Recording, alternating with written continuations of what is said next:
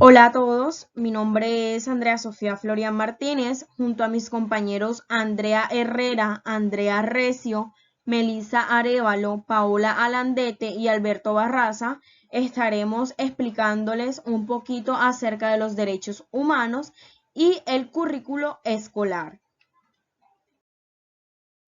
El conocimiento curricular disponen las docentes de manera general, dado de que en el mismo incluyen planes de estudio, los criterios, los fundamentos y la metodología, y los programas para proporcionar a los alumnos una formación académica integral. Asimismo, este incorpora todos los recursos académicos, humanos y materiales que son requeridos para cumplir con el diseño curricular en función a la normatividad vigente. Los criterios para seleccionar los conocimientos es un proceso por el cual se pasa a una toma de decisiones sobre la base de criterios explícitos que corresponden a la significación lógica, la representatividad, la actualidad, la relevancia y la contextualización. Los criterios contemplados para seleccionar los contenidos se refieren fundamentalmente a los aspectos epistemológicos, de praxis, de sociológicos y pedagógicos, los cuales ayudan a abrir una diversidad de enfoques y opciones múltiples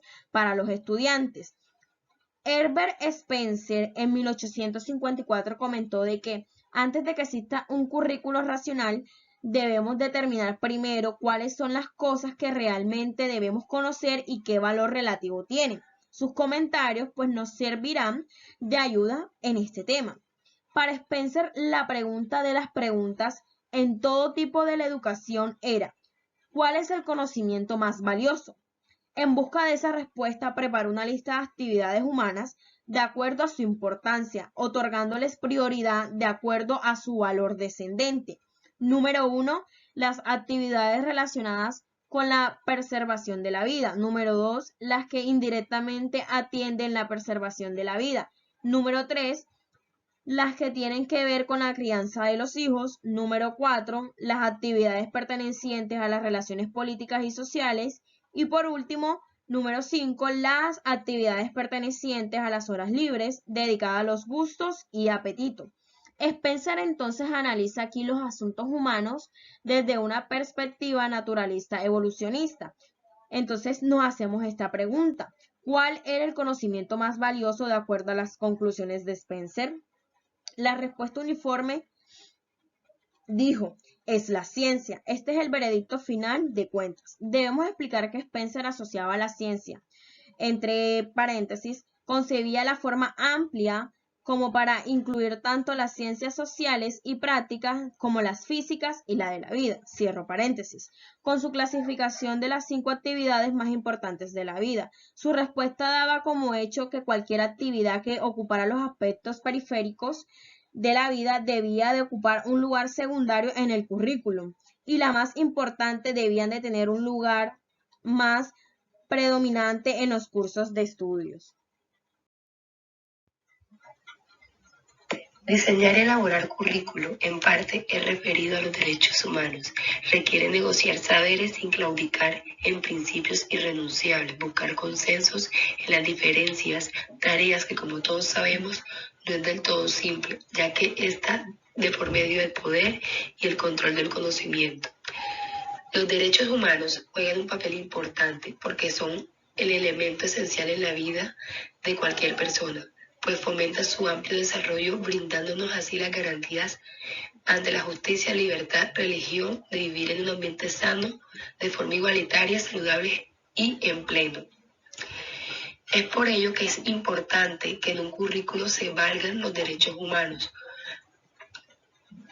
La defensa de los derechos humanos nos convierte en protagonistas de los vigilantes de los mismos. Es una acción colectiva, un compromiso de transformación social, construyendo lazos de fomentación, participación ciudadana.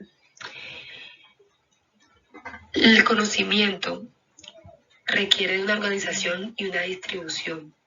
En primera instancia, es decir, extraerlo de la mente de las personas y colocarlo manualmente en procedimientos y documentos. Esto nos ayuda a transformar el conocimiento. Nosotros como docentes tenemos que saber impartir el conocimiento y que nuestros alumnos capten todo lo que nosotros queremos impartir.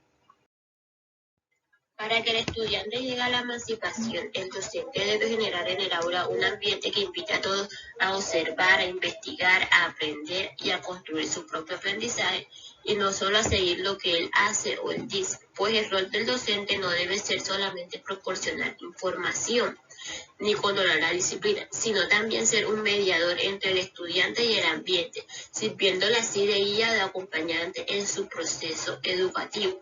Para ello es importante que los derechos humanos se presenten a los estudiantes en sus tensiones y conflictos, que ellos también perciban las contradicciones valóricas de intereses y de juegos de poder que están comprometidos en este, que tomen conciencia de los obstáculos que presentan en el contexto político, económico, social y cultural. En esta línea, el profesor o la profesora debe conjuntamente con los estudiantes decretar los problemas que ellos y ellas perciben y viven en su actual cotidiano, como por ejemplo, se exige el cumplimiento de ciertas obligaciones, como la restricción de la libertad, el bien común, la justicia, el derecho a la vida, la misericordia, entre otros. Por otro lado, aquí en Colombia, el Ministerio de Educación es el encargado de formular la política nacional en el sector y garantizar el acceso de calidad y equidad a este derecho. Así las cosas, el Estado es quien desarrolla e impone el marco legal y los lineamientos para ejecutar el currículo educativo en las instituciones del país. El maestro lo que hace son unos planes curriculares basados en los estándares que el gobierno, y de la misma manera, ellos deben dar resultados en las pruebas que, por así decirlo, es lo que más le importa al país. Desde la escuela y precisamente desde el preescolar es muy importante integrar los derechos humanos al currículum, y esto se puede lograr mediante diferentes estrategias, como lo son incorporar el enfoque de los derechos humanos en la realización de las clases y de cada actividad que se lleva a cabo.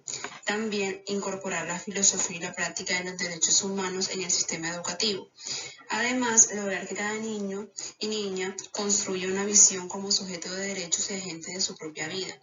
Además, dar a conocer nuevos derechos, los llamados derechos emergentes, por ejemplo, los derechos de solidaridad y los derechos a la educación. Y por último, brindando un contenido más alto de los derechos reconocidos. Para pensar el currículum desde las infancias, es importante que éste se adapte a las diversidades de los niños y niñas. Para ello se deben revisar las prácticas pedagógicas, es decir, todas aquellas situaciones de aprendizaje en las que interactúan los sujetos, es decir, el educador y el educando, mediante un escenario o ambiente de aprendizaje y el currículum enfocado en el saber pedagógico. Así es como la práctica pedagógica se constituye como una dimensión clave para que se generen aprendizajes trascendentes a través de lo que los educandos pueden construir y reproducir mediante su propia realidad. Es importante que los docentes se acojan y reflexionen acerca del desarrollo de sus prácticas pedagógicas y cómo es su relación con el niño que van a educar. Revisen y rediseñen su proyecto educativo para así favorecer a todos los niños y niñas. Actualmente se habla de un currículum flexible, ya que con él ingresan a la escuela diferentes niños y diferentes ambientes. Por tanto, son diversos y no idénticos. Las diferencias y las actividades deben partir de las necesidades de los niños y niñas, prestando especial atención a aquellas motivaciones infantiles y el contexto social, la comunicación, la socialización, el movimiento, la exploración y la autonomía que éste tenga.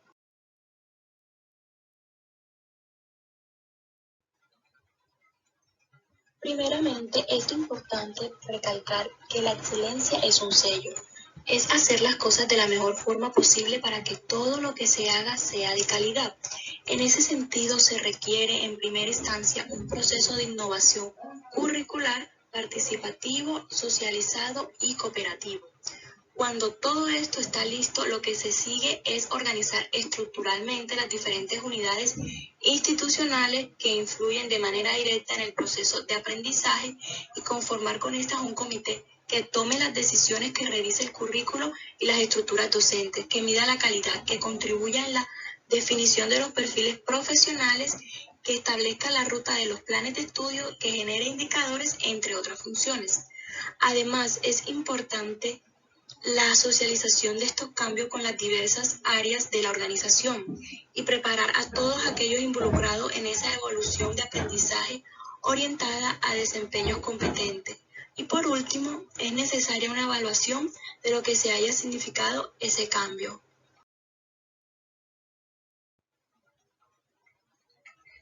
El currículo se diseña con el fin de impulsar procesos de reflexión de modo que sea posible generar cambios positivos en las prácticas educativas. Al currículo le interesa la presentación del conocimiento y permite que los alumnos puedan recibir este conocimiento dentro de la escuela. El colegio, la escuela y el Estado deben garantizar una buena conexión a Internet, aunque este no es el caso actual. Entonces, para poder llevar el conocimiento a quienes están en casa, debe hacerse una grabación de la clase donde se incluya al docente y al taller. El docente da su clase en vivo con los estudiantes asistentes y el sustento de esta clase quedará plasmado en la grabación, la cual se subirá en una plataforma en jornada contraria para que los estudiantes que no pudieron asistir puedan obtener este conocimiento. Otra alternativa es grabar la clase antes del horario habitual, compartir el video para que haya una interacción de lo que vieron los estudiantes en la grabación y se generen preguntas y respuestas del material ya visto. Lo más importante es que todos los estudiantes, tanto los que están en el salón o los que están en casa, sientan que están recibiendo el conocimiento y están siendo tratados de la misma forma. Instituciones que no habían implementado programas virtuales o híbridos a crearlos y a las que ya tenían reforzarlos. Sin embargo, nos hemos quedado estancados en un proceso de transición tecnológica, ya que ahora en la pospandemia muchas instituciones han optado por volver a las prácticas netamente presenciales, dejando el uso de las herramientas tecnológicas a un lado. De la misma forma, el Estado, en vez de darle apoyo a las necesidades inmediatas de los estudiantes, no está garantizando la conectividad completamente. La tecnología hace parte de nuestra realidad y se ha convertido en un componente clave para la educación, el acceso a la información y la solución de problemas de forma más simple en la sociedad. Debe ser una prioridad que las instituciones educativas desarrollen en los estudiantes habilidades tecnológicas que les permitan a estos superar los desafíos que les trae el día a día. También es un reto para los docentes apropiarse y utilizar la tecnología para construir conocimiento.